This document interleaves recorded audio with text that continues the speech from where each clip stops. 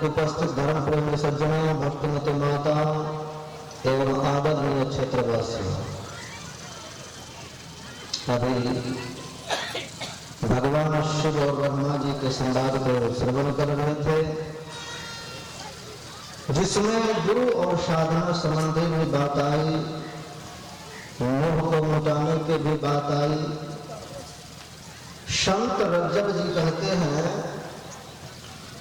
रज्जब बांधा ब्रह्मा का गुरुदेव छुड़ावे, औरों में कोई दम नहीं, कोई बीच न आवे।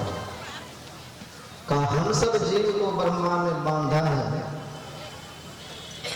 का इस बंधन को संसार में खोलने वाला कोई नहीं, सिर्फ और सिर्फ गुरुदेव खोल सकते हैं। गुरु गीता में भगवान शिव कहते हैं कि तन्निवासो काशी क्षेत्रे जहां डगरी चरणोदका गुरु साक्षात विश्वनाथम तारकम ब्रह्मनिष्ठितम। का गुरुदेव जहां निवास करे भक्तों के लिए वही काशी, और गुरु के चरण को धो लिए वही गंगा जी है। का गुरु साक्षात विश्वनाथ है। ऐसे विश्वनाथ के चरण शरण में रहने वाले साधन करके अपने जीवन का संपूर्ण लाभ ले सकता है। रज्जब जी के वाणी, उनके टीका में एक दृष्टांत पढ़ा, उसमें लिखा है कि गोपी चंद उनकी माता ने समझाया कि बेटा तुम्हारा पिता बहुत सुंदर था, लेकिन वह नहीं रहा संसार में, और संसार का ये आना जाना लगा हुआ है, इसी के बीच में अपना भी काम करना होगा। तो काम मैं क्या करूं? तो मां ने जलंधर नाथ जी के पास जाकर सौंप आए कि जाओ गुरु के शरण में रहना, वही भजन करना और भजन करके अपना कल्याण कर लेना।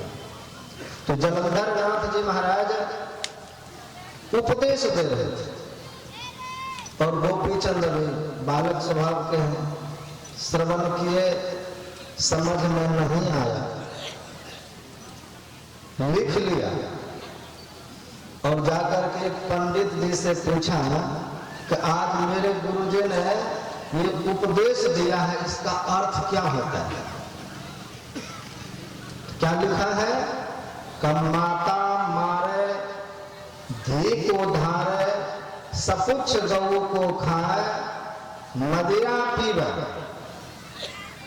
मदिरा पीवे, ब्राह्मण मारे, सो वैकुंठ को जाए। क्या मेरे गुरुदेव ने तो यही समझाया? तो वह विद्वान ब्राह्मण कहता है कि तुम्हारे गुरुजी ने जो समझाया है, तुम घनघोर नरक में जाओगे। तुम क्या मां का मर्डर कर सकते हो? मां को मार सकते हो? दारू पी सकते हो? ब्राह्मण को मार सकते हो? पूछ सहित गाय को खा सकते हो? क्या महाराज ऐसा हम क्यों करेंगे? हम तो सनातनी हैं। तो क्या नहीं करोगे? तुम्हारे गुरुजी ने नरक जाने का रास्ता बताया। तो गोपी चंद से बड़ा क्रोध है कि जो गुरु नरक का रास्ता बतावे, ऐसे गुरु को तो कुआं में फेंक देना चाहिए। क्रोध से गया और जलंधर नाथ जी साधना में बैठे हुए थे, उठा के कुआं में फेंक दिया। घोड़ा रखते थे बहुत, घोड़ा का लीद था, उसको उठा उठा करके भथ दिया कुआं, घर चला गया। तो मां ने पूछा कि बेटा इतना जल्दी चले आए गुरु के स्थान से, गुरु सेवा को छोड़ के? कहा मां ऐसे गुरु को कुआं में फेंक देना चाहिए, तो फेंक करके आया। तो क्या बताया ऐसा? कि बहुत खराब नरक जाने का रास्ता हमको बता दिया था।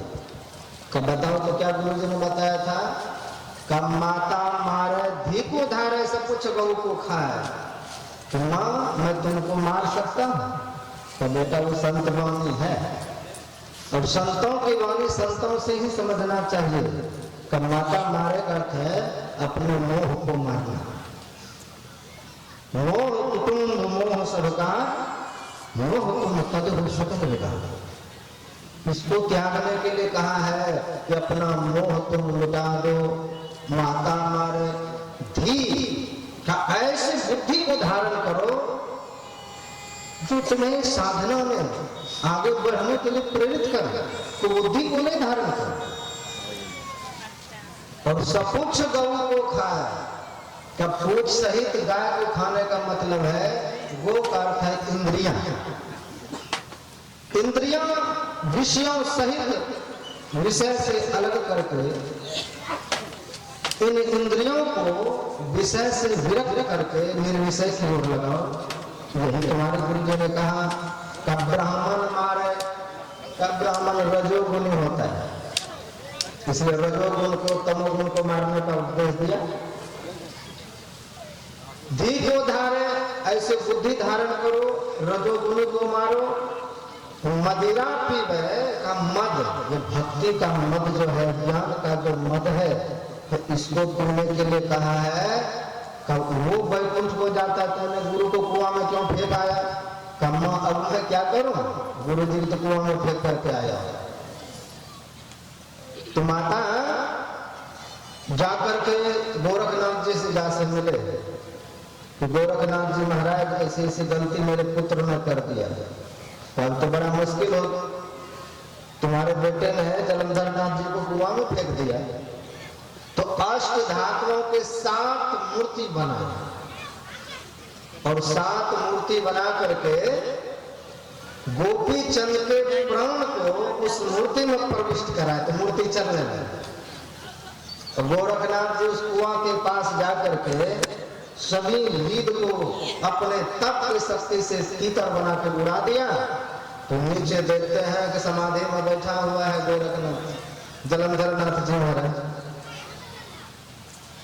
और परिक्रमा करने लगा गोरखनाथ जी पीछे पीछे गोपी चंद। तो नीचे से आवाज आई, गोरख तुम्हारे पीछे कौन परिक्रमा दे रहा है? कहा महाराज वही आपका चेला। क्रोध का मन में कहा जाओ जल करके भस्म हो जाओ। तत्क्षण मूर्ति जल गए, फिर उनके प्राण को दूसरे मूर्ति में प्रविष्ट कराया। ऐसे करते करते 7 मूर्ति चल गई। धीरे धीरे उसका क्रोध शांत होते गया। अंत में गोपी चंद पीछे पीछे घूम रहे हैं, परिक्रमा दे रहे हैं, गुरु जी प्रसन्न हो जाए। फिर पूछते हैं कि गोरखनाथ ये कौन फिर पीछे चल रहा है? तो मैंने तो उसको 7 बार जला दिया। कहा महाराज जी आपका ही चला है, वो मर नहीं रहा है। तो कहा जाओ तुम अमर हो जाओ, अमरता का वरदान दिया। और गोपी चंद भजन करके जीवन में बहुत कुछ हासिल किया। तो जीवन में गुरु के उपदेश, गुरु का सानिध्य, साधना, ये जीवन में कब उतरेगा? कब हम इन बातों को समझ पाएंगे? कब हमारे जीवन में ये अवसर आएगा कि हम बंधन से भूल जाए, हमारा मोह मिट जाए? तो मोह जब तक मिटेंगे नहीं, इस मोह को जब तक उस परमात्मा में लगाएंगे नहीं, तब तक नहीं हो सकता। भगवान श्री राम ने विभीषण जी से पूछा कि बताओ भजन कैसा हो रहा है? का भजन बिल्कुल नहीं हो रहा। तो क्या हो रहा है? का जननी जनक बंधु सुख दारा, तन धन परिजन सुहृद परिवारा, सबके ममता का माँ बाप भाई पत्नी बेटा धन दौलत सबकी ममता से वर्षित हूँ। इसमें भला क्या भजन होगा? उन्हीं के बारे में दिन रात सोचते रहता हूँ। मोह कुटुंब, इसी कुटुंबियों के बारे में दिन रात सोचते रहता हूँ, कैसे भजन होगा? तो भगवान कहते हैं कि सबकी ममता ताब बटो, सभी मोह को वहां से खोल लो।